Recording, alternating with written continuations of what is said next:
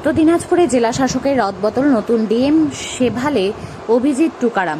রাজ্য সরকারের প্রশাসনিক রদবদলের অংশ হিসাবে উত্তর দিনাজপুর জেলার জেলা শাসক পদে পরিবর্তন আনা হয়েছে। নবান্নের পার্সোনাল অ্যান্ড অ্যাডমিনিস্ট্রেটিভ রিফর্মস দপ্তরে জারি করা 30শে জুলাই সরকারি বিজ্ঞপ্তি অনুযায়ী বর্তমান জেলা শাসক বিবেক কুমারকে আসানসোল দুর্গাপুর ডেভেলপমেন্ট অথরিটির মুখ্য কার্যনির্বাহী আধিকারিক পদে নিয়োগ করা হয়েছে। একই সঙ্গে সেভালে অভিজিৎ টুকারামকে উত্তর দিনাজপুরের নতুন জেলা শাসক হিসেবে নিয়োগ করা হয়েছে। তিনি এর আগে পশ্চিমবঙ্গ সরকারের প্রাণী সম্পদ উন্নয়ন দপ্তরের বিশেষ সচিব হিসেবে দায়িত্ব পালন করেছিলেন।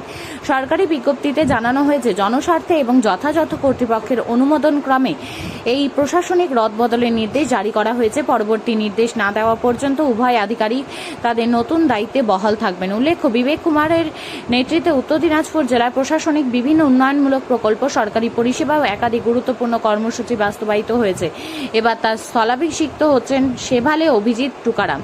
নতুন জেলা শাসকে যোগদানের পর জেলার প্রশাসনিক কর্মকাণ্ডে নতুন গতি আসবে বলে প্রশাসনিক মহলে একাংশের আশা। প্রয়োজনে এটিকে টিভি নিউজ স্ক্রিপ্ট